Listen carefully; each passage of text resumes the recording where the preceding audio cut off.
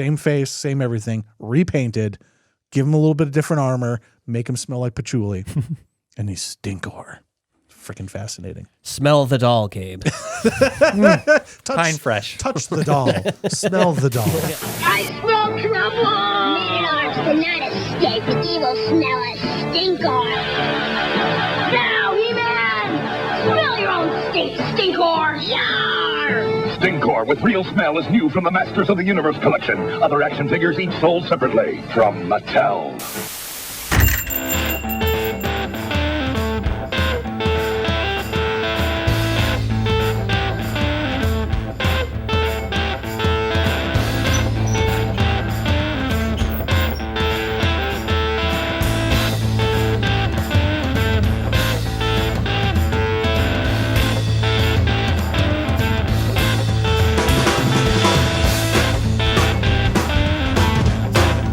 Welcome to the iKnowBadeaux podcast. Hey, everybody, and welcome to the iKnowBadeaux podcast, coming at you from the Play and Trade Studios. I am Mayor Dave Badeaux, the city brainer. With me, as always, is my brother. A ninja is a silent wraith with a razor-edged blade in one hand and a scaling grapple in the other. Good to know. Gabriel Johnson, save us. Have you ever seen the Procter & Gamble logo? Yes. So it's a man in the moon with curly hair, 666, 666, staring out at 13 stars. Procter & Gamble is a satanic company. What's the 13? It was for the 13 original colonies. I knew it. Well, that's a hint as to where we're going tonight, folks. Or with us as well, Jesse from Play and Trade. Help me, Jesus. Yeah, exactly. I can hardly see through to these guys Yeah. because of what's going on in the middle of the table here. And we'll get to that right now because this is the Be Kind Rewind. 1983. So as always, the Be Kind Rewind is the episodes of podcast in which we go through a year and pick out all of the fun things that happened. Episode 1, which we are talking about today, pop culture, music, television, a little bit of news, a little bit of happenings, a little bit of things, toys in this instance. I don't know if you guys know this or not, but we are inside a toy store. So toys are going to start showing up here from time to time. We're getting more crowded by the day. When in Rome. We just watched some clips from Red Letter Media where they're making fun of podcasts, and they had like an obnoxious amount of toys.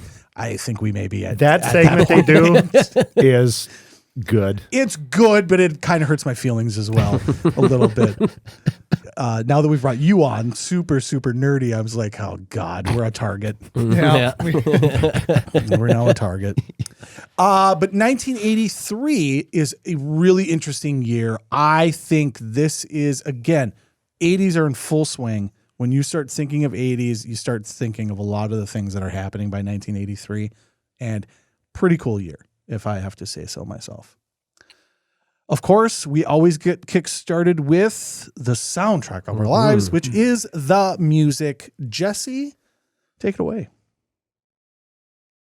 By this time, my favorite genre, Okay. synthpop, Yes. is in full swing. Yes. Nothing more 80s than synthpop. Yep. I always had a soft spot for that. Mhm.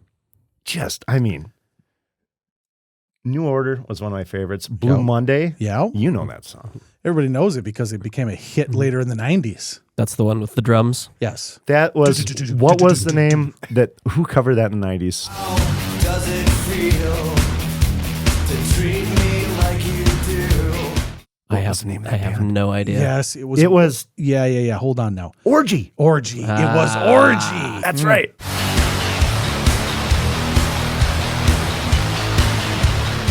Yep. Yes. And So, they, yeah. and they kicked off the resurgence of remaking 80s songs. They did, because it wasn't a thing before then. And then everybody going past was like, let's redo an 80s song in a different style. And then ska bands got their hands on it. And it was like, oh, this is what it's supposed to be. Yes. Oh, now it sounds good. Jeez. I will say Synthpop is incredible. I get reminded every day because I listen to Spotify and I've got my personal DJ that they have on there now, and he just loves to remind me that all I listen to is Synthpop. Yeah. Or synth. I would say just more synth in general. Yeah. Well, even going back, I mean, that was a little early, but like Tangerine Dream. Oh God, that whole style just wild. Want to go on a journey? Consume products. Won't say what kind. Just pop on some Tangerine Dream. Probably gonna have a Tangerine Dream. Okay. Probably gonna have good one. stuff. Never done. Never listened to Tangerine Dream? Never Oh my partook. gosh. Well, that's what we're doing after. Yep. Yeah. Yep. Soundtrack for the shop after this. So you had a couple. You had Blue Monday. I see. Eurythmics, Sweet Dreams. Yeah. Another big one. You're a big fan. There were a lot of, like I say, Satanic synth songs. song. Yeah. Bad. Satan. But I would say, I mean, if we're going to talk about it, there are two bands that need to be talked about. One is not a band, but we for sure got to talk about the Cars from 1983. I'm not a fan. I'm on record as not being a huge Cars fan. Even the Cars, you don't. What the Not heck? really. I like bands that have names like that, like Police, Cars. You The know? Police Peak Cars. Police, too. Yeah, it was. Yeah. Oh, don't get me started on the Police. I mean, they're good. on. They're good. Nice three-piece, three ginormous egos Yes. getting together, Yeah. playing pretentious rock punk style music. It's Pop punk. pop punk. Pop punk. I would give it 30% punk. Leave me alone! What the hell are you doing? Right before we got started, we were talking about this. Like, probably peak Cars and one of the largest bands in the world at this point. The Cars? Yeah. Oh, that was yeah. the Police. That was the Police? Yeah. No. Did I say the Cars? I thought we were talking about the. Okay. We're talking about them Okay. both. Let me stop for a second here now. I have no idea who we're talking about it now. You I mentioned thought Cars we were great. talking. I thought we were talking about the Cars. We're talking about the Police. Before you recorded, I believe Said Scott the read Police? that the Police were one of the biggest this- bands in the world. They And were. thi- And, and that this- was their big hurrah year. And this explains to me exactly why I don't like either one of them. I don't even know which one's which anymore. So I meant to say the Police. But the Cars, I mean, they were in the Fast Times soundtrack. Yeah. Yeah, they're good. Yeah. Moving stereo, the best scene in the movie. Forget I even talked about the Cars. I was supposed to say the Police. And I didn't. Yeah. The police cars. Yeah. It's the same fucking thing. Who's going to drive you home tonight?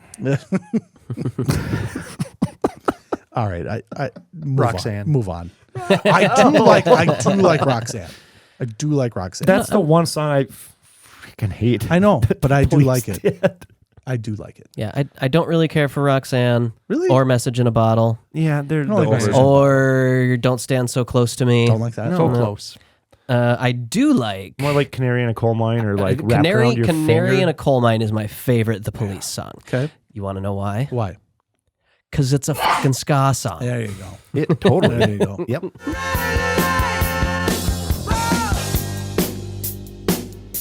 You guys don't like Roxanne? Of all those pop ones that they have, Roxanne's the only one I like. I celebrate their entire catalog. Do you? Dave. Okay. Because any song about a prostitute is a good Oh, song. that's to me. right. That's the theme of the song. Any song about prostitutes is you can good. turn on the red Yeah. light. Oh, yes. Yeah, you don't like how it just kind of gets going, and then all of a sudden it just like it's almost like it revs itself up a little bit, and then The crescendos. It goes. I like that. I do have a fun fact about Roxanne. So there's a part at, I think it's the beginning, when there's this awkward like piano chord that comes down. That's because Sting sat Yeah, Oh, really? on the piano. And they left it in the song. I love that. I love that. I did not know that. I think And then that's there's great. a little, I think there's a little laugh after that. And that was all just Sting just Nice. flopped his butt on a piano. Well, never mind. I'm not going to make that joke. I was going to go wild places about Sting sitting on pianos, but let's just well, I'm move sure he on. did all sorts of tantric, weird. Yeah, I was going to say somehow touched all the keys. His same real time. name is hilarious, by the way. What is it? It's like, isn't it like Hardy har har har. Stuart? There's a whole like I think Family Guy clip where they're like, someday you're gonna call me Sting. Oh man, Okay. Anyways, I'm gonna. His real name is Gordon Matthew Thomas Sumner. Oh wow. Gordon Matthew Yeah, they were like, Thomas. someday you guys are Sumner. going to call me Sting. You'd think with a name that long, you would have just went with an acronym of what your actual name Yeah. is. I would have played polo. Okay. Anyways, music is going nowhere, folks. I think we're, yeah. I've got a musical Okay. tidbit. Please. Thank you. If you play Stairway to Heaven backwards, Jesus Christ. Is that what's it says, "Here's my sweet Satan. He'll give you 666." And Stairway to Heaven. And Stairway to Heaven. Apparently, it's satanic. It's like little Nicky playing Chicago backwards. I love what I love worshiping Satan. I love what you're going to do here today. I've already caught on. Oh yeah. I love what you're going to do. Really appreciate it. Oh. I will say this though, little kind of satanic. You got, Michael Jackson goes crazy at this point. Thriller, definitely satanic. Thriller, pretty satanic. Oh no! You hired the guy that just killed a couple young children in a helicopter to direct your music video. I want to Shouldn't say have it been was standing there. like $900,000 for this goddamn video. Oh, there'll be more Landis next episode too. Yeah, but I will say this: we've talked about Thriller like 3 times in a row here now, and I think you have to because it's Thriller. Well, it's great. And it And still early goes 80s. on. And, Yeah. Yeah. Like there again, Billie Jean off that album. and which is my favorite, I believe. I want to say that I heard today Thriller was number 1 for 37 weeks. That's a long time. That's an unbelievably long time. Mm-hmm. And I'll talk about in 84 what finally dethroned Oh. Thriller. So stay tuned in 5 weeks for that. But Thriller, great. Billie Jean, great. Michael Jackson, great. We've talked plenty about it. But 100%, Gabe, you are correct. By 1983, we have not just determined, we have discovered, identified, and are now letting you know as the consumer what music you are listening to is telling you backwards. Yep. You play it backwards, it's all satanic. It's all satanic messages. All this rock and roll. Turns out the devil's number 1 device is a record player backwards. Number 1 device. Satanic Panic, full swing, 1983. Full swing. So a little bit of background on the Satanic Panic. I mean, it really started, it crescendoed in 83 into the 80s. But, you have some background. You had the Manson family murders. Yep. That was satanic. That would freak me out. You had Black Sabbath, right? You had, in the movies, you had The Exorcist, The Omen, Amityville Horror, all in the 70s. And people are starting to get worried. Yep. Was Rosemary's Baby in there? Rosemary's Baby was in there. Yep. Yeah. That was like 69. That was one of the first satanic movies. Yep. D&D comes rolling around. D&D is 74. There's a lot going on. 1983, the McMartin preschool case. Thanks for coming by, folks. Well, so a mother accused the preschool of molesting her child. Okay. The preschool? The preschool teacher or whoever. okay. Yeah. The preschool had tunnels underneath and it was Weird stuff. It was crazy Have you stuff. seen that lady too? The police sent letters to 200 families saying, "Hey, you go to this school. Was your kid molested?" So the parents all interrogate their own children. Yeah. Turns out over 360 kids were molested. They brought them into the professionals who brought out the dolls. This is why are you laughing? Funny at all. Wait till 1990. But anyway, That's how long that took. the kids are touching the dolls, saying what the teachers are doing. Apparently, the teachers are flying. There's tunnels under the school. Chuck Norris was there. Whoa. One kid said he was touched by Chuck Norris. Yeah. We've all been touched by Chuck Norris. And yes, flying witches too. Yeah, they made a show. It was called Touch. There was Touched by an Angel and then Touched by Chuck Norris. Touched by Chuck Norris. Then throughout the 80s, after this, preschools across the country were being accused, and the investigative techniques into child abuse just weren't really there. Yeah. This case on the McMartin preschool took 7 years And finally, in 1990, everybody was acquitted. No children molested. Jesus. Everything. It was all just Every fake. charge was dropped. Yeah, just nuts. But it created this whole panic Yeah. about what's happening with your kids, right? So much so that Geraldo did a 2-hour primetime special Of course he did. in 1988. But that was called about as interesting as the Capone. Devil Worship, Exposing Satan's Underground. Had a 21.9 rating. Nice. 33 share, which means 33% of the people in the country were watching Geraldo explain all of the Satanism going on. Yeah, buddy. And why could it possibly have hit mass hysteria? How could this possibly have happened? All at the same time? Yeah, it is wild in that, again, it's kids, right? And preschool kids. That's the other thing you got to remember. We're talking about 4 and 5. We're talking kids. daycares, yeah. Yeah, daycare. Wild that you don't want any of that to be true, and that we have to admit that is, in a lot of cases, true. There's I'm a just lot glad of we It does happen. And I was laughing It does because this happen. was total bullshit. There were no Yes. flying teachers or tunnels. Yes. They had to excavate around the building searching for tunnels. And then I didn't find any tunnels? No. So I thought you were going to be serious that there were tunnels. No, the kids said there were tunnels. The kids said there were tunnels. Yeah. That's how Chuck and Norris there, got there. And there were no. Well, that's a special kind of Chuck Norris.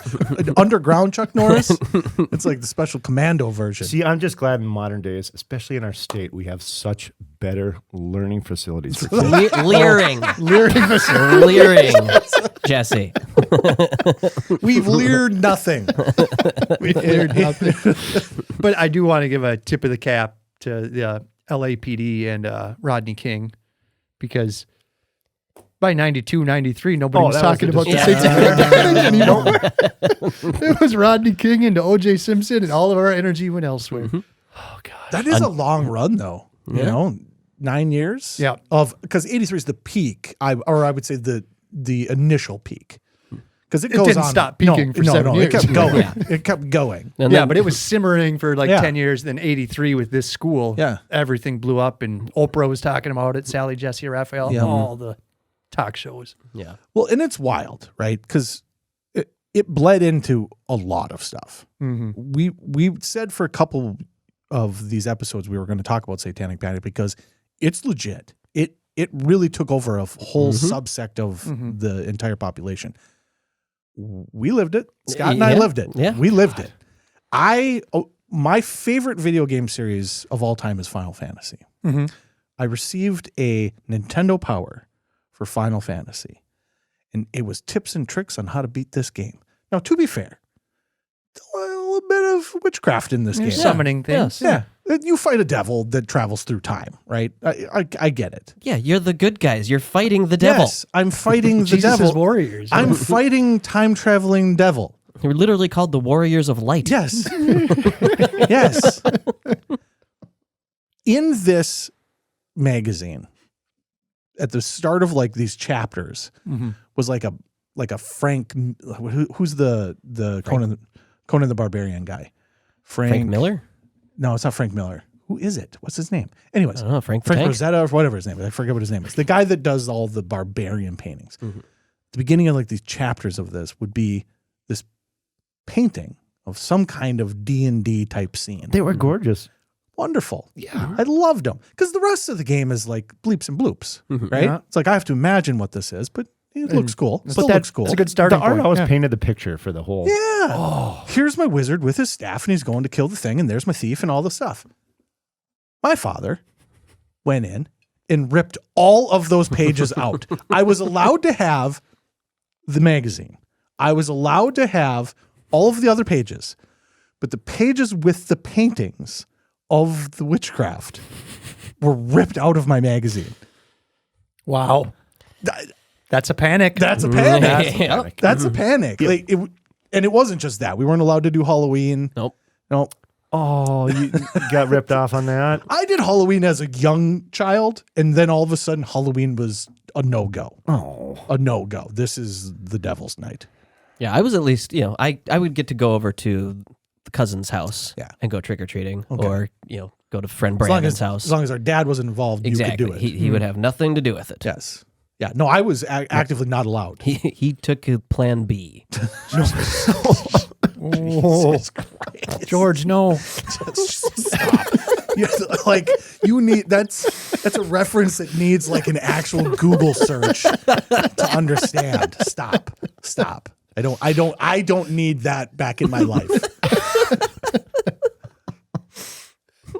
But this is a part of like what it is, and it actually bleeds forward because the next thing we're going to talk about is the toys from 1983, and specifically He-Man. Oh yeah, which is there were so many. Is nothing but swords and sorcery. Yep. The bad guy is a skeleton sorcerer. Yep.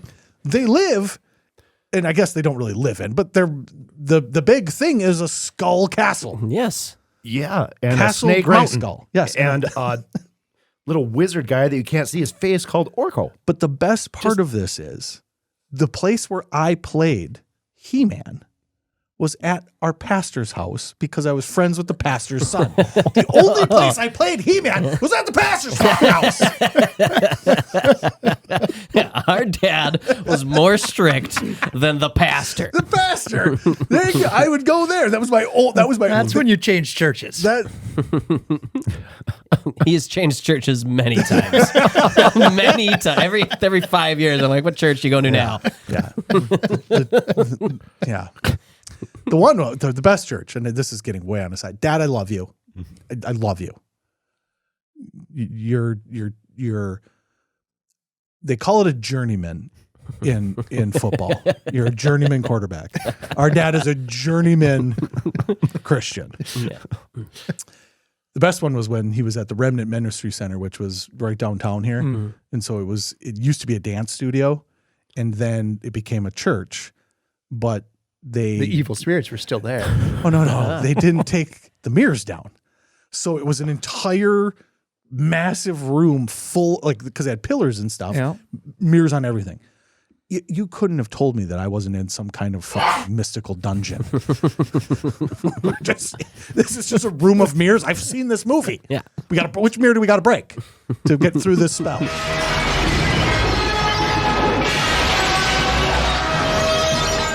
Exactly what I would have done. Exactly. Anyways, enough about our individual experience, but it's a real deal. This was real. It still is. Still is. Well, like I brought up too, my wife wasn't allowed to watch Smurfs. Smurfs, yeah. Evil. Sorcery. Even my friend's uncle, or I went down to his aunt's house and used to stay there, and his uncle would come over and we'd be watching Star Trek. And Star Trek kids, was sorcery? Avert your eyes. Spock's a demon. Spock's a demon. Spock's and point here, he's a demon. He's a devil. Well, he's a good man.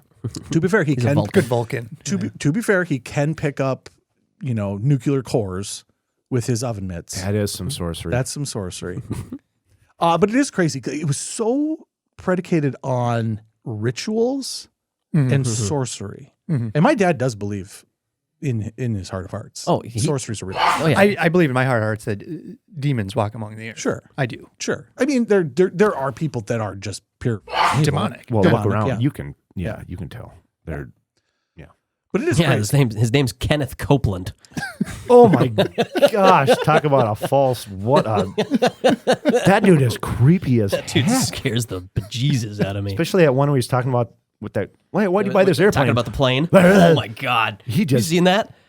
The lady interviews him, asking him why he needs this $1 million plane to fly around, and he turns into a demon. Like it was honest to God. His face, he points at her, and his face like kind of stings back. He's like, "Don't you talk about me like that?" I was like, "What the?" And then a second later, he smiles and goes, "Well, it's just such a good deal." And I'm like, "Whoa!" Isn't this the AI guy? Nope. Oh, which guy? How am I not aware of who this guy is? Online, or He's a big. Sounds like a mega church. He's a guy. televangelist. He's a big That's the mega word. church prosperity preacher kind of guy. A wolf in sheep's clothing. Mm-hmm. Okay, we can move on past this, but I do think that it needs to be set in the groundwork of what moves forward, because the Satanic Panic has a huge footprint on where the 80s are, right? And I don't blame them. You got guys biting heads off bats. It used to be beach blanket bingo, You know, like we were bopping on the beach, and then all of a sudden we're casting spells and decapitating people. And the movie industry in the 70s went wild. Yep. We have spawned our own savagery. Soon it will consume us all. Yeah, just the gore and the Horror, baby. Yeah. And then even just your Spielberg stuff, right? Even that, gotta have your occult in there. You got your Dan Aykroyds of the world, your Steven Spielbergs of the world. You got to have the occult in just about everything, even in your pop culture movies. So I understand it. If you were legitimately concerned about witchcraft, I have a hard time saying it with a straight face. Well, and nowadays, I mean, people are still legitimately concerned about children being molested in pizza restaurants. Yeah, that's what I was going to say. It and- led right to Pizzagate. Yeah, it's still here. Well, because And back when I was in high school, it was George W. Bush and his satanic rituals at college. Oh, at yeah, Yale. yeah. At Yale. The skull and bones. Yeah. Yeah. To be fair, a lot of weird going on in that room. Yeah, let's be honest. There's some weird shit in the world for sure. If I was George W. Bush, I'd be like, yes, it was witchcraft. Yeah. It was all witchcraft. All right, let's move on. But that brings us to Masters of the Universe.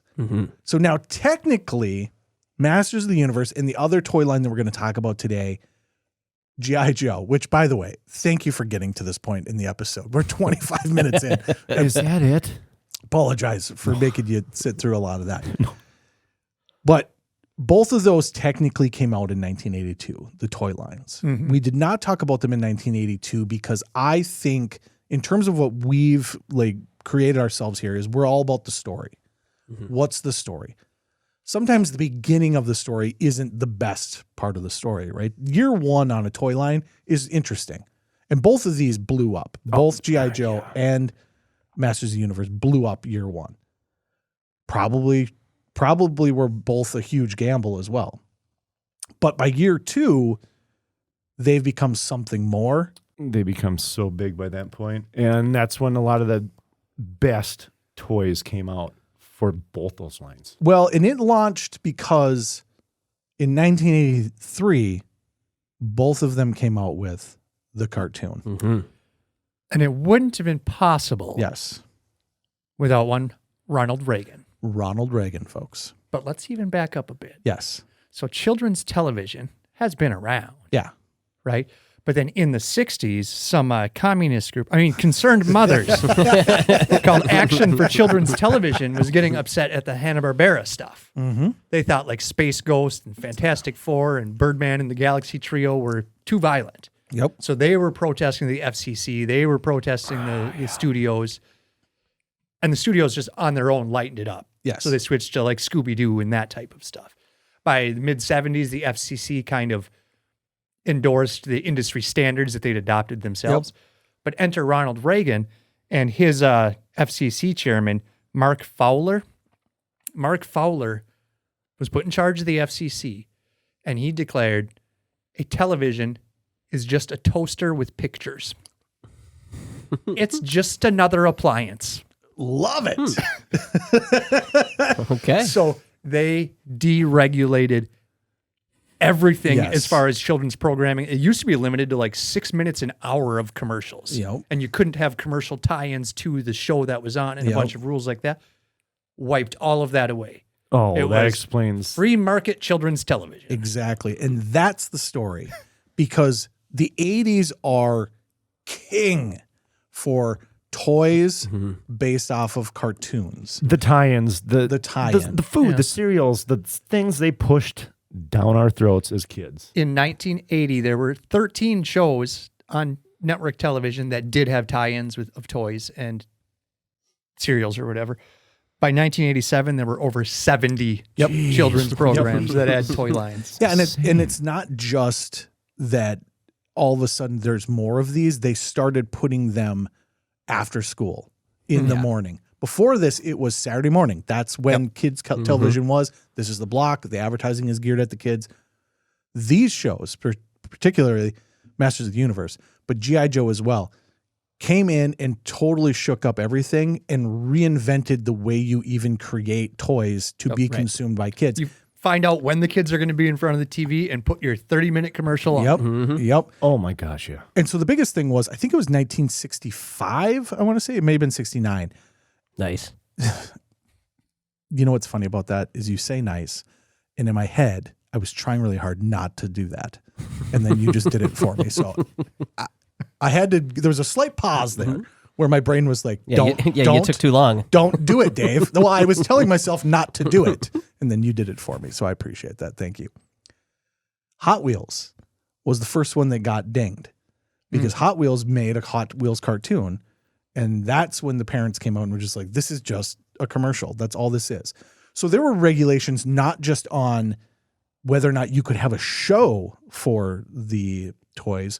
In the commercials for toys, you were only allowed to show, I believe it's 6 seconds of animated stuff.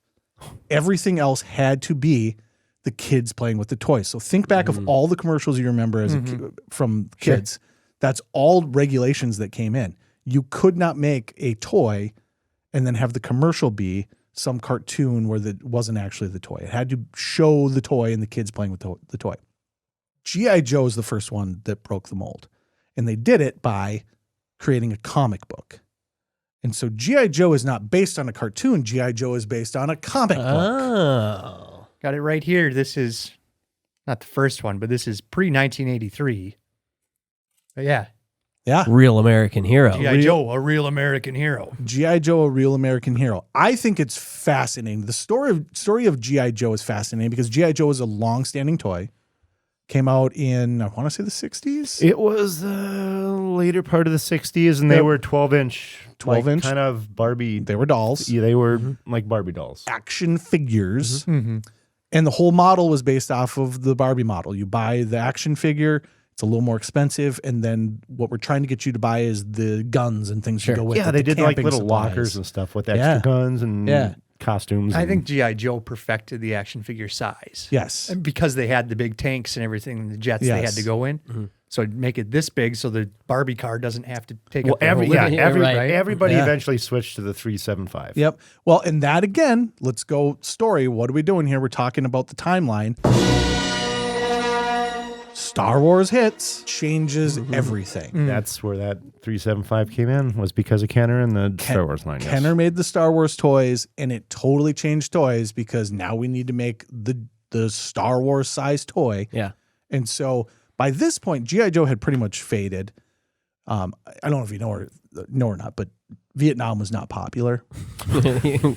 And so the soldier toys turned into action toys where it was like, we're going on James Bond type adventures. We got to go save the sunken sub or some shit like that. Save the guy playing Russian roulette. A 70s staple. But by this point, they had pretty much been, reduced to just about nothing. The line was pretty much dead. And then they wanted to revitalize it. And so this idea of, we're going to make a comic book. It's Marvel, it's Marvel. And and I actually did read a little bit of a couple of them. It feels very Marvel. Yeah. G.I. Joe, you from Marvel Comics. And that then goes, okay, we're going to make a new action figure, little size, still going to keep all the articulation that our initial figure had, which was actually based off of those artist sculptor, the artist figures. Oh, that they put, the little wooden figures that you do for putting them, put them in poses. The initial G.I. Joe, that's what it was. And they made their own plastic version of it. So they wanted to make sure you could have them bend and do all the action figure type things. But like Gabe said, the key to unlocking this was the vehicles. And that size allowed you to then make these fantastical vehicles that are just so sweet. So G.I. Joe was my toy line. That was the line that I loved. Again, we were born in 82. So my stuff, and Jesse has a couple of them out here. We've talked about it before. 1988 is kind of the ones I remember. Masters of the Universe at the same time is going through literally the exact same thing. And then once the deregulation happens and they can make their cartoon, which Masters of the Universe jumped on sooner. G.I. Joe was a mini series, essentially. The deregulation was not official till 1984. Yeah. So He-Man and G.I. Joe were Yes. in early, knowing it was going to happen. They got away with it, and then were able to have everyone jump in. G.I. Joe, even going into 83 too, because that's when they went to the double joints. The swivel arm. Yep. Yeah. Before that, they could still move their arm up and down, which the Star Wars toys couldn't. I love Star Wars toys, but the articulation in the G.I. Joe stuff was way ahead of Star Wars. And the funny thing about the G.I. Joes, and you didn't even know this, and I was surprised to hear this. The initial G.I. Joe figures in this size were put together for a prototype using Chips toys. Oh, that's right. You were telling me about that. So the Chips pretty line cool. from, Ponch.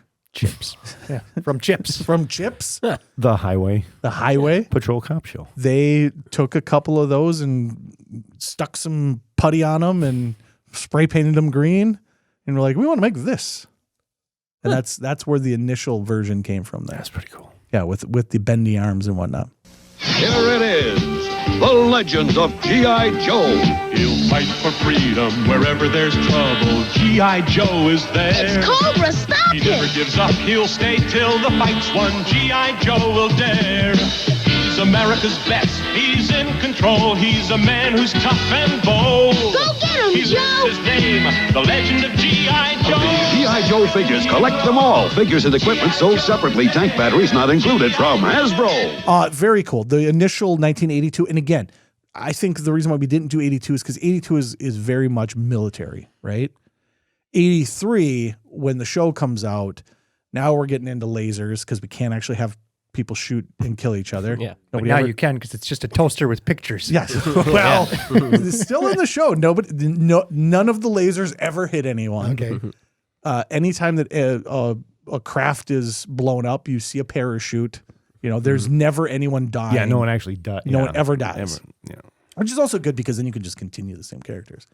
But actually, I went back and watched the first, and they call it the first season, but really it's a mini series of the G.I. Joe cartoon. Okay. That's pretty decent. Yeah? Yeah, it was pretty decent. I was actually mildly surprised. Masters of the Universe is a little rough. It's a little rough. It's a little cheesy. Well, I mean, they're all cheesy, but I was actually mildly surprised by the G.I. Joe cartoon. No, it was a good story. Good. Yeah. It was just well done. Well, and again, it comes from, you had good writers. Got the baseline from the Marvel to go on. Yeah, making some cool stuff. So, Jesse, you are an owner of a toy store. We are in your store. In front of us, we have the Castle Grayskull, which is a pretty cool playset. We also have He-Man on Battlecat, as well as Skeletor on Panther. Everyone probably knows by now that the Battlecat was just a repainted tiger toy from a different line. Yep. Big Jim, I believe it was. Yep. They loved Kit Bash and reviews. They all did it. Mattel, Hasbro, Kenner. They all cheaper. Yeah. Why wouldn't Save you? money. Just repaint it. Yep. They're like, we need something for him to ride. They did that even through the 90s. Do you know how many recycled Kenner toys? Their things were used in like Batman from the 90s. Like I remember getting, I think it was some sort of a Batman Kenner figure in like 95. And I'm like, wait, that's the same weapon that Peter Venkman had in 1989. Oh, no, there's no coming back from that one.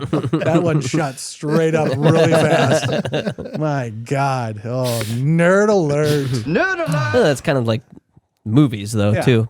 Like the Ghostbusters thing. Yep. That has the little antenna thing that come down. That's used in Star Trek as well. In certain scenes, like he's reusing props. Yeah, props. Same thing with the toys. Yeah. You got that same model, just do something else with it. We need to get back to that. Repurpose it. We need to get back to that because that's the coolest thing about movies is that I love it. The old movie studios, even when you go back to the inception of movie studios, you had a warehouse full of props, and then you just bring them out. It's like, I need a prop, and then your guy with probably with a little bit of a limp goes and waddles Goes back. back and hunchback. Raiders of the Lost Ark. And gets you your prop. It looks like Ernest. Hey, I need a thing as that looks like snake this guy. thing that can Yeah. do this thing. And Yeah. Gets you your thing and brings it out. But yeah, that it's so interesting with toys, especially because especially you can see it in the Masters of the Universe line more than anything, because these are the same thing, right? So all these guys were yeah. He was Prince Adam. He was Fakor. He was Faker. It wasn't Fakor. Faker. If it was Faker. Fakor, Yeah. I would have won the game. Yeah. And who was the other one that he Cyclone? Yeah. But they used this mold. Well, on, like, even just They all give him as many muscles as He-Man. He should have the most muscle. Like, he's way more muscular than Skeletor. no, it's literally the exact same thing, isn't it? Really, the blue just I'm looks smaller pretty than sure- the white skin? Well, so what they would do is interesting things like I don't think they give him different feet, right? So he has the webbed foot as opposed to the regular Skeletor actually barbarian had like shoe. a couple different variations with the feet. Yeah. Yep. And some are a lot more rare. Yeah. And it was just, yeah. But it's so interesting. I think this is a cool part of toys in that the He-Man figures are so much larger than every other figure that was around at that time, right? Because everything went down to that small Star Wars size. Yeah, and they're like, these no, guys we're going to were make these bigger. gigantic freaking things. And these are more like, kind of like what Playmates did with Ninja Turtles. They used Yeah. they used rubber. So they had like plastic holding them together. Yeah. Turtles went totally plastic Yeah, on the interior, and then they broke. But it's interesting. It's an interesting toy line. I do like Castle Grayskull, which we've got in front of us here. They don't make play sets like this anymore. They don't. It's huge. It's just so cool. Yeah, my kids would love something like that. But I have said this multiple times in that I think it's wild that parents used to be like, I don't want my kids to have the toy of the thing they watch. It's like, to me, that's gold. My kids get up in the morning, they watch a little bit of television. You know, Yeah, but we were programmed by the free market of children's television. Yeah, but here's what happens, right? So like my kids get up in the morning. Let's say it's like Saturday. Okay, so maybe I'll sleep into like 9 on a Saturday. And when I get up, Rowan's probably been up for a couple hours. He's been watching some television. Then I come up and I tell him to, okay, it's time to wind it down, finish up your episode. We'll shut it off. And then typically what they do is go play the thing they were watching. The toys they like the most. They like Legos, but they like ninjutsu or Ninjago. Sorry, Ninjago, spin jitsu, Ninjago. Because there's the figure, right? And they've got names and there's backstories, and then they go and they play those things. That's what we did with all these things. Right. So it's crazy to me that parents before that were like, no, how dare you? But that's because toys didn't have backstories. You know? Yeah. The original. Why won't my kid play with a ball and a cup? Yeah. Just name the stick. Yes. Yeah. Stick. Yeah. So even when you get to the young age, you've got your Paw Patrol, which my kids have aged out of now. But the play sets like this for Paw Patrol, and they still will from time to time, 6 and 8, they'll still pull out the little figures of the Paw Patrol and they'll play with it. But there's always a story to it. They're always doing something that is story related. It's crazy to me that before this, there was like this hard line in the sand where kids' television must be educational. We must learn to have them count to 12 for the 37th time. It's fascinating to me that there was such a divide by that, because now we can hardly get them off devices at all. No, and I would love for them to play with any type of We toy. had a great balance. I mean, we were playing with this stuff, but also the educational, the PBS stuff. I mean, we all grew up on Sesame Street and Reading Rainbow and all that stuff, and it was a good balance. Yeah, and I do think that there should be some educational value in things, that the stories should have a little bit of morality. A little bit. Well, then they all did. Like, everybody complains about woke shit these days, but do you watch G.I.Joe? They literally stop the show to tell you racism's bad half the time. Oh, the PSAs. Yeah. And remember, kids. I hate to break it to you, but He-Man is the gayest show you'll ever watch. It's so gay. Rainbows everywhere. Who wants a body massage? The guy's name is Fisto. Come on, Fist. guys. Come on. Come on. Fisto. Come on. So Satanic Panic. Now we got the woke panic. Very specific names to the characters. Very specific. Yes. Stinkor. Stinkor. Stink. You said, Ram you said Man. stink whore. Stink You didn't say stinkor. Stink whore. Stinkor. So I think it's Sounds like fascinating, my right? I think it's fascinating. The Ronald Reagan stuff is so fascinating to me because before this, you just didn't get it. And then Ronald Reagan comes in. Ronald Reagan is the reason why G.I. Joe exists, not just because of the removing the regulations, but there was this yay us patriotism that came around with Reagan as well. Oh yeah. And that he is the reason why G.I. Joe came back. And for that reason alone, God damn it, he's a saint.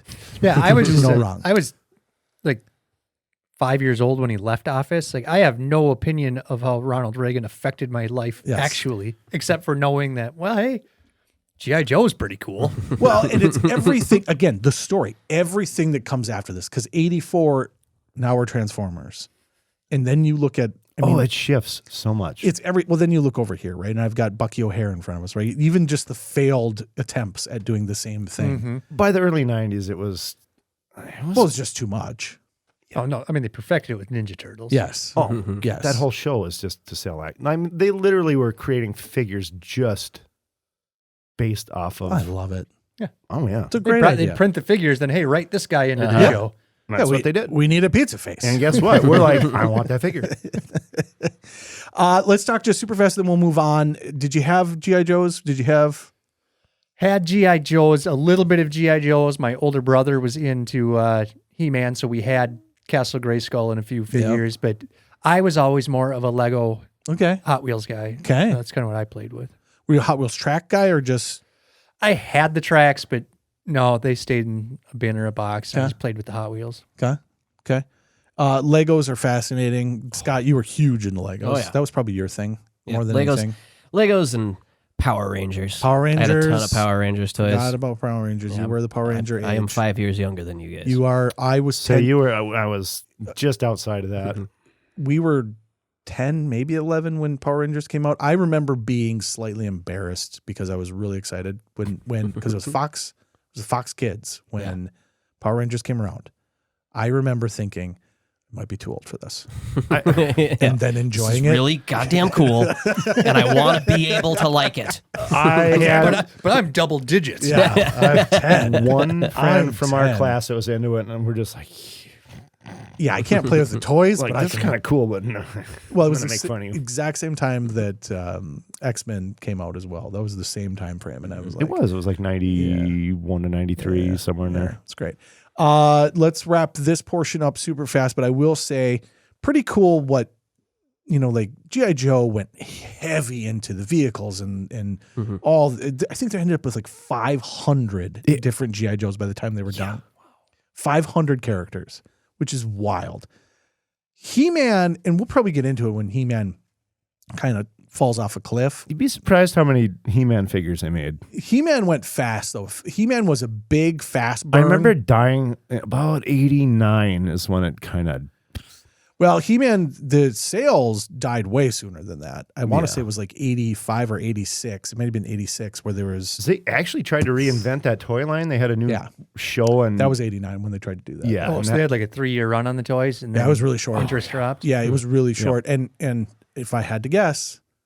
Maybe it's the Satanic Panic. Maybe, I don't know. And 30% of people Skeletor is demonic. He's a demonic. I do want to say, and then we'll be done, but I love the fact that they took the same Battle Cat and they're like, we just got to repaint it. But then they're like, well, what if we gave him fur? For a little sandpaper. So, a little velour. Yeah. Is it flocking? Is that what that's called? Yeah. Where you... Yeah, that's like what they do to those stupid Funko Pops. Yeah, yeah. But so we've got this one here, and he's got his little texture to him. But then back behind here, we've got the Moss Man. Well, we've got two of them. We've got two guys that smell. Well, he's Patchouli. We've got Patchouli, Stinkor, which we've talked about a million times, and then we've got pine-scented Moss Man, which both of these came out way later, but these are my favorite. This guy, he still smells. I remember. There's They nothing I retain, remember it's like more. Them little scratch and sniff stickers. Well, it's in the plastic. They put it in the plastic. It's so fascinating to me. I remember because this is just a terrible toy. Fragrant. This is literally just Merman, which was a character that came out like year 2. Same face, same everything, repainted. Give him a little bit of different armor, make him smell like patchouli, and he's stinkor. Freaking fascinating. Smell the doll, Gabe. Pine fresh. Touch the doll. Smell the doll. Yes. Smell the doll where the bad person touched you. You know, I'm You kinda, got kids sniffing dolls. that's why it got canceled. It's like, what are you doing in here? I'm smelling I'm smelling my green man. All right. Mossman is green, so I can't be seen. Ha ha ha! He-Man, Mossman, Skeletor, and Triclops figures, each sold separately. Look, He-Man's alone. It's 2 against 1. Wrong, Boneface. It's 2 against 2. Mossman fooled you. Yarg! Mossman, new from the Masters of the Universe collection. Other action figures, each sold separately. From Mattel. Well, television didn't just happen for kids. It happened for everyone. Everyone. And one of the greatest television shows to come out of 1983 is just titled The Joy of Painting. Yes.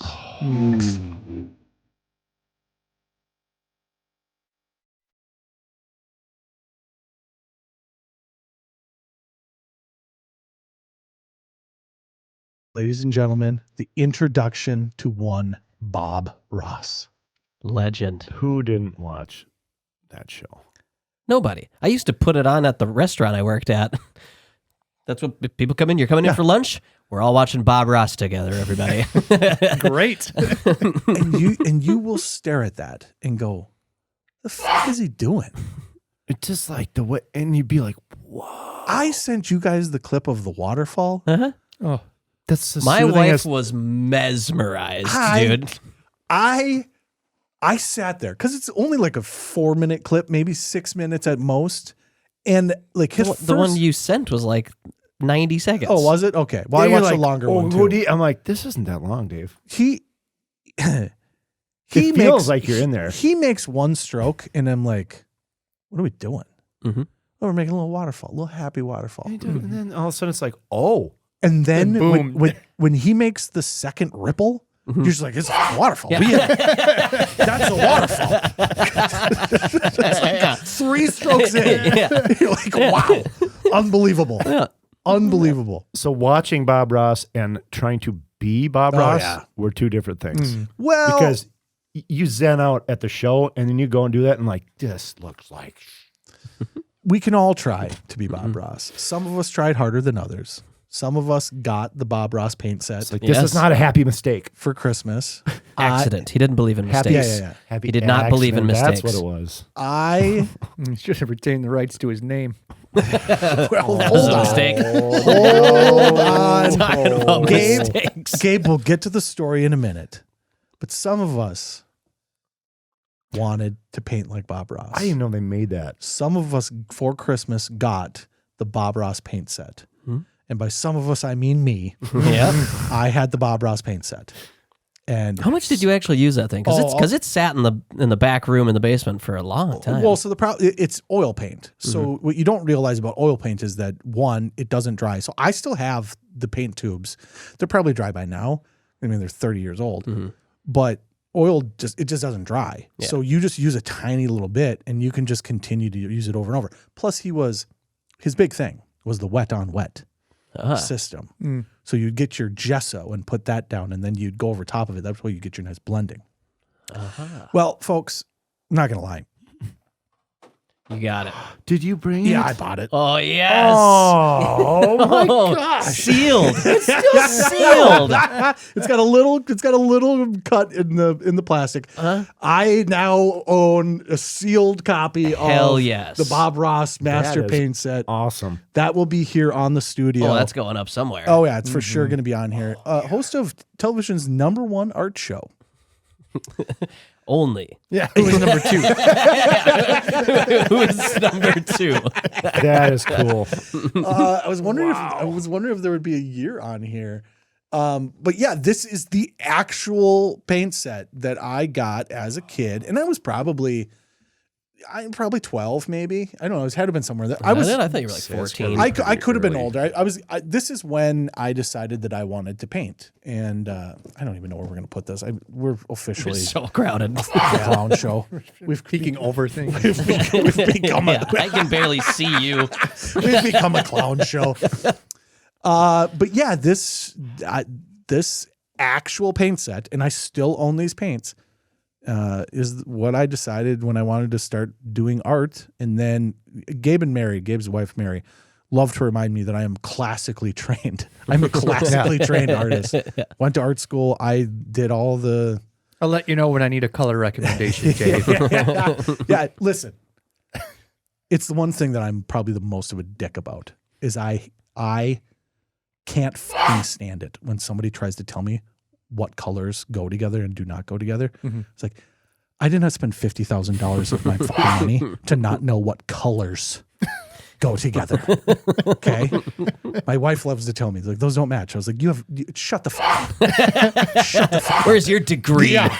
What I want to know, what cat's butt He was just needs bitching about the touching. credentialed class last episode. When I need to know what cat's butt needs touching, I'll call you and Jesse. Oh, that's why when I was like, hey, what should we paint the new studio while you're like white? Yeah, we should paint it white. You want to know why? Because we can cast light upon it and make it whatever color we want. Anyways, I got heated there for a second. Paid off. But Bob Ross is incredible. I, as a kid, loved this show, and you learned so freaking much, and then you immediately realized, I'm never going to be able to do that. Yeah. So it's the most useless knowledge that you can ever absorb for 30 seconds and then never have it stick. You can't do what he does, or I can't. I never would. But we do have, like in our area, we have the traveling art pub. And we have small businesses that go around and they actually guide you step by step to do app painting. It's not Bob Ross caliber, but it's you feel good when you're done. It's like, oh, that kind of looks like trees in a hill. Yeah. Yeah, but you want to know what? And I hate to be a dick. No, you don't. No, I don't. I don't hate to be a dick at all. The amount of shitty art that is available in everyone's garage or their basement because of the amount of times that people have went and done this stuff is like disturbing to me. I think about it more often than I should. I was trying to think of like what the equivalent from the 80s or the 90s would have been. It is the Beanie Babies of the fucking Nintendo powers. Oh, no. Those are gems that should be kept by everyone. Gorgeous pieces of history. But I think about it a lot, like the amount of terrible art that is just, because you can't throw it away. You made it. We've thrown...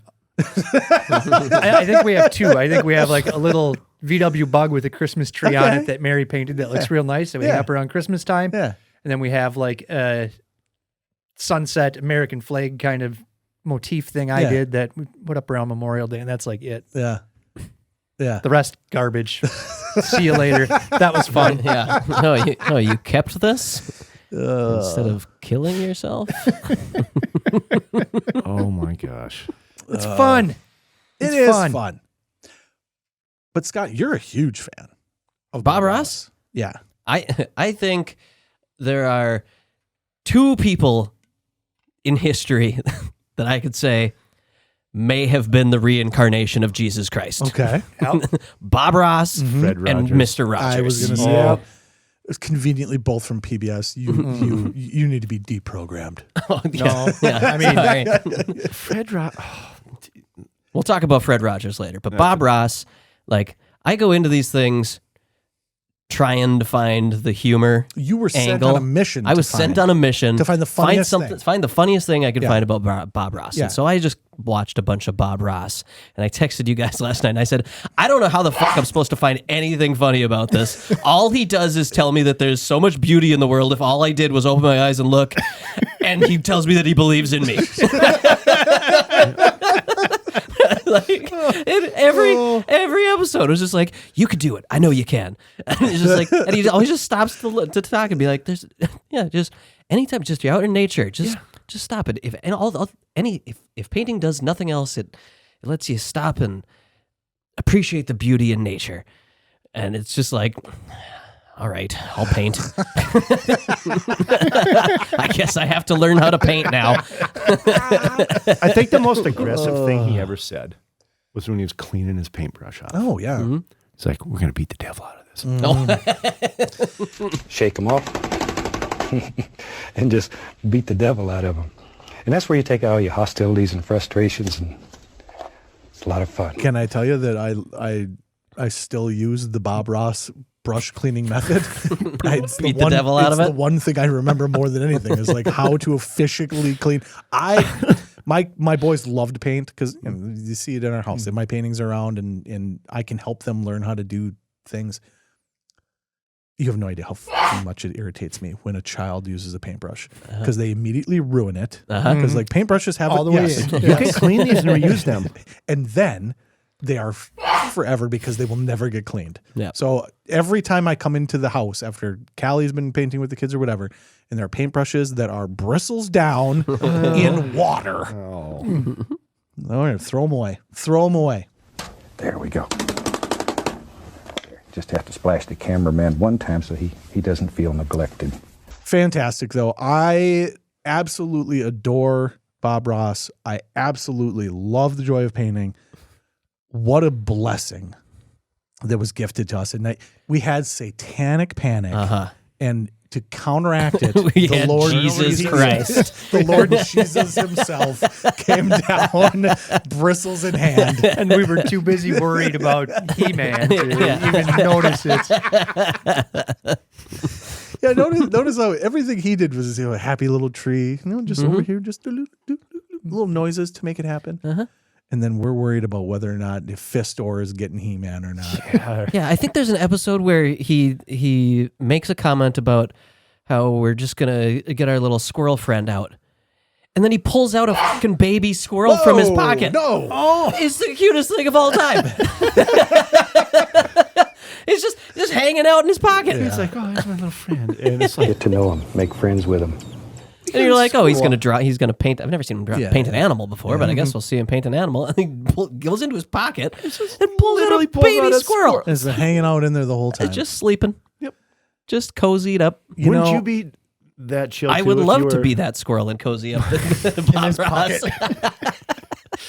The problem, though, is that all good things, all good deeds do not go unpunished. So the sad part of this is that Bob Ross didn't make $1 million. Nope. I bought the Bob Ross paint set. He got $0. Bob Ross did not make $1 million off of me buying nice guys the really paint do set. finish last. Gabe, what happened with this individual? Well, it's a classic story of nice guys finishing last. You could go look at Jesus Christ.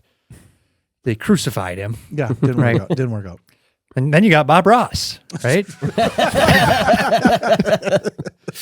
He was discovered or whatever by his producers and somebody who worked with a PBS station and started working with them. And he was able to paint for a job. And that was his job. And he was just so happy. And he just went and painted and did his thing and became world famous and didn't even think about it twice. He was just enjoying the painting. Then when time came to retire, and then when he passed away and settled his estate, there was nothing there. Yeah. It was all taken by his business partners where he owned zero. He still doesn't own the rights to his name. Whenever you buy anything or see anything Bob Ross, it's somebody who stole Bob Ross's name and image from him. That's crazy. And that is, I don't believe that the government should step in most instances, but I think we can agree like that the government needs to step the in and ridiculous. Fix that goddamn problem, right? Yeah. The man died of cancer. Like, it's not like he, lived to ripe old age. He died of cancer. 52. Yeah. Yeah. Oh, that was it. Really? Yeah. Yeah. 7 years, boys. He was very, no shit. Oh, gosh, thanks. Clock's a ticking. Very young. And, the idea that someone else can own your name is so wild. Like, I understand you can, like, if he sold it to them, but the idea that they just get you to sign a contract and that's just it. But it's like an old school record deal where, you did sell it to them. You just didn't know it on your first contract. Yeah. Yeah. And now we own all your music, and you don't make nothing off Not of it. even your music. We own your name. We own your likeness. Because I guarantee, there it is right there. I don't know if you see that or not, but that's his goddamn face. Yeah. On the thing. It says right here, Bob Ross. Yep. With his face. Master paint Should at set. least say not affiliated with Bob Ross in any way. Bob Ross is a trademark of Bob Ross Inc. Used under license. Yeah. But it turns out the Yikes. license, I think there's actually a pretty good documentary on that. There is. Yeah, that's Well, it's pretty sad, actually. Well, it's terrible. Produced by Melissa McCarthy. Really? Yeah, it explains I it heard all. that. Explains it all. Okay. Sorry to ruin your day. What did she ever do to you? Sorry. Ghostbusters 2016 is what she did to me. Yeah, the joys of painting. Well, boys, I got one more for television. Will you let me do just a quick one? Well, did you guys? So when I was growing up, the rumor about Bob Ross was that he was an army sniper. Didn't they have the same kind of thing about Mr. Rogers? Yes. Both Mr. Rogers and Bob Ross. These super kind guys were like snipers. Yeah, when I did a Like search for Marcus. it, when I just typed in Bob Ross trivia, well, the first thing that popped up was that he was a drill sergeant for 20 years. No way. And that why he speaks so softly is because he got tired of yelling at people all the time. That's No awesome. way. There's no way that's real. It was ChatGPT. Okay. No, these were always probably rumors not. I remember hearing these. The He was yelling at people till Chuck Norris punched him once, and he decided to be a nice guy. That's why all the trees are happy. So to close the Bob Ross, what I texted you guys last night was that you told me that I have to find an angle on this. Yeah, just find an angle. I said the angle is that there is no angle. I said I keep trying to find the angle, and all I find is encouragement and belief in myself. Yeah, Scott. It sent you on one mission.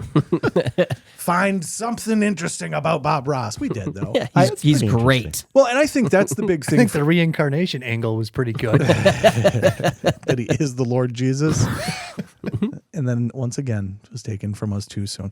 For this, all the podcasts that we do, like we don't want to be just member berries. And we've been pretty heavy in the member berries this episode where it's like, oh, I remember this and I remember that. Especially with the toys. I had this. I had this. And look at me. I literally had this paint set. Yeah. I think we leveled up on the fact side of things. Well, to me, that's the most interesting thing is it's not that the toy existed and that you liked it. It's not that the show existed and that you liked it. It's what caused it to even exist, right? The idea that G.I. Joe was a comic book because they could make a commercial that was animated for a comic book, but not for a toy, and then sell a toy based off of a comic book to circumvent the whole process. And then, well, don't worry about it. Ronald Reagan saved the day. Yeah. But then that then sends us onto this trajectory that leads us to literally what the 80s are, right? By 1983, we are now in what people think of the 80s. Full, we're about 100%. Yeah. We're going to hit the meat. Yes. Yeah. Pretty soon. Okay, so I've got one quick, and then we'll get out of here. But I do want to talk about the video game crash of 1983 as well. We got just a couple seconds for that. But I brought with me here. This is the miniseries V. Are you guys familiar with this at all? Barely. I figured that Jesse would be. This was the biggest goddamn thing. I want to say that that something in this had a 40% of the viewers in the U.S. were watching this. Well, that's more than Geraldo had for Devil's Worship. Yes. And that was just one. This is a mini series. Was a great mini. This is a mini series. I'm going to throw this out to you guys if you want to watch it for 84 because it's good enough. The first that's what Bob Ross says about me. It's good enough to maybe do a bit on it spawned a toy line, I believe, a comic book series. Yeah, another Marvel. It's been redone. So 83 was the initial miniseries, which I think is it two? I want to say it was two 2-hour episodes, so it's 4 hours. Didn't they do like a movie finale on TV too? Well, then they did. They came back the next year and did V: The Final Battle, which is 3 episodes. Yeah. Wait, so it was unresolved at the end of the first V? The first V, Well, they're smart. Because if you remember at the time, what you would do with the miniseries is you would try to get a series out of it.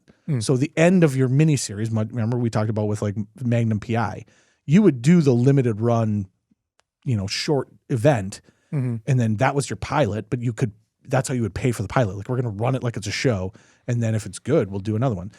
So they then do the 3-episode, which it's okay. It's not as good as the first year. And then it actually came up with an actual series as well that ran for a couple of years.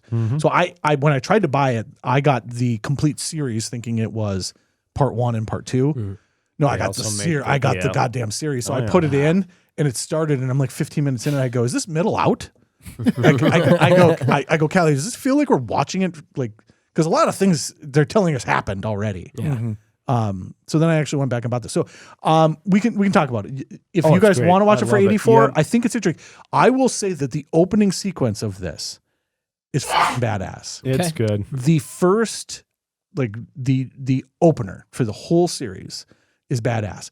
Callie lost interest, and it's aliens. Callie lost interest. Did you watch a reboot in like the? No, that came out 2010s-ish. Yeah. Yep. And if I'm not mistaken, I think last year, 2025.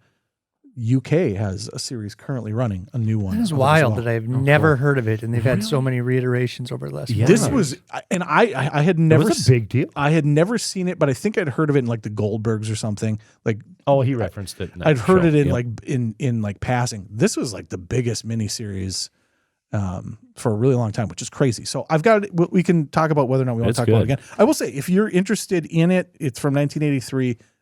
It's a good watch. I think the first year you can watch it and be satisfied. The second, Final Battle, is okay. It's good. It gets a little bit more cheesy. Yeah, well, the fact that they did it again means the Final Battle's failed too. Well, the Final Battle is, anyways, it's very Independence Day. It's very current topic. God. Lizard people. It's allegory for monkeys. So there's a bunch of that going on as well. So child molesting satanic folks. All right. And last thing before we go, folks, I just want to say we did not talk about the video game crash in 1983. And here's why we didn't talk about the video game crash of 1983. I think the video game crash gets pinpointed on 1983 because I believe Atari had 70% of the market at that point, and Atari crashed in 1983. And they took the whole thing with them. But technically, 1983 was the watershed moment in terms of dollar amount. I think it was $3.2 billion for the industry. It didn't hit a brick wall. And NES was right around the corner. Well, and it went from 3.2 billion to either 500 or 100 million, right? That's a huge drop off. Significant. And that's in 2 years. So from 1983 to 1985, by 1985, there was nothing. And then the NES comes back and saves it. I think it's worth mentioning now. I don't think we need to do a whole bit on it. I think we could do a whole thing on it about Atari, and everyone blames E.T., but really Pac-Man was the biggest culprit. Well, it was a limitation of the Atari system. Yeah. And actually it's great because, the creator of it had even, at this point, Warner Brothers owns Atari, and he had told them, we got to be building the new one. Our tech is already beyond, obsolete. We got to make a new one. And they just didn't listen.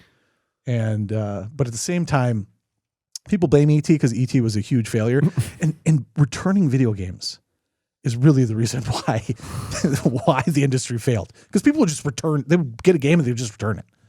It was garbage. They just return it. That was a bad game. Can you not return video games nowadays? No. Nope. No, if you went as long as you open it, yeah. Sorry. Yeah, electronics, a lot of electronics like that, or media like that, you can't return it now, which is a smart idea, because what would happen is you return it, and then eventually the companies would go bankrupt, and then these groups had all this stock, and so then all that, to get rid of it, they would have to liquidate it or bring it down to like bury a it in a landfill. Well, they bring it down to a bargain. That's crazy. The landfill thing is awesome. That is legit for real. That happened. Happened. Yeah. They actually had a thing on that too. So I think that'll come in. I think that whole conversation will come in when we talk about the NES when it comes back around.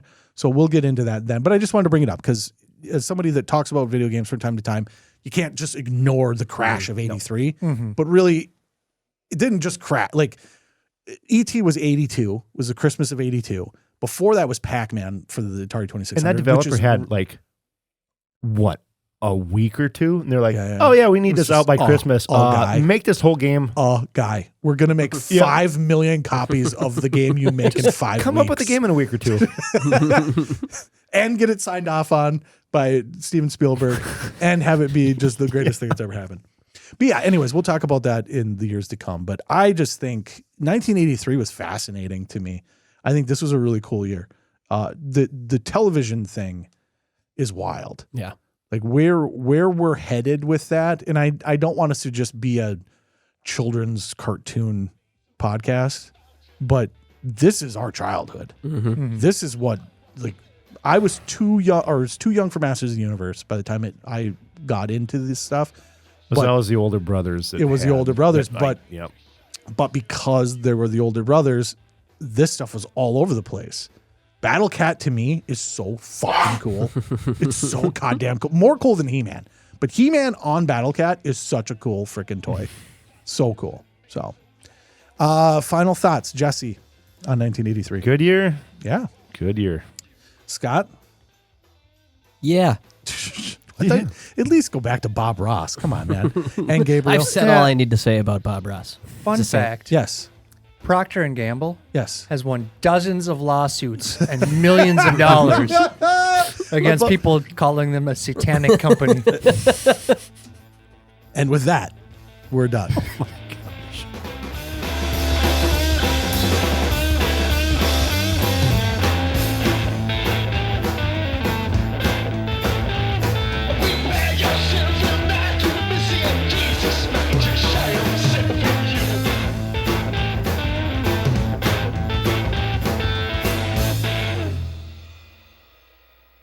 Didn't you have something? Oh gosh. Oh yeah. The whole thing. That's right. No. So for next week. For the coming up next. So you sent a text today, Jesse, that said, I forgot that there's a scene in Trading Places. So here I am just watching trying to I haven't watched this movie in a while, and yeah. I just had it on the store. Inside the store. Jesse has a TV that, not the first thing you in see the middle when you of walk the in, showroom. but it's when you come around the corner, it's the first thing you see. Yeah. Oh, yeah. And this poor lady. About how old? I would say maybe late 20s, early 30s. Oh, wow. I'm thinking 45. And she just came in the other day and bought a DSi from me. And then she came around the corner. And I was, putting stuff away, and she comes in, oh, how's it going? Well, I forgot about the scene in Trading Places. Yes. Is it the dance scene or is it just Jamie Lee Curtis? Not just the house party. The house party. It's the house party. Jesse. Just. That's a lot of shimmy. Titties everywhere. Titties everywhere. It's a lot of shimmy titty. Oh my gosh. And as she walks in, I go, hey, how's it going? And I look over and catch that scene. Yeah, and just people are putting cools out on the floor. And she was just walking, because you smack dab walking to that TV. Yeah. And I'm like, you can't miss it. That's the best part, is that you can't miss the TV. Yeah. Nope. Yeah, your eyes are immediately drawn to it. So like I said, I had a little Dave Panic moment. I dove for that. Gosh darn remote. You got cameras in here. Did you apologize? Oh, yeah. You got cameras in here. Thank you. That's happening. That's happening. That's happening. Did she make any comments about it? I'm like, oh gosh darn hackers just said something crazy. Oh gosh darn hackers. Go for it and grab the remote. I'm like, it just hit home. You should have said it's Nelly. It's Nelly. It's Nelly. Head down. I hope she comes back. I smell trouble. Men-at-arms cannot escape the evil smell of stink.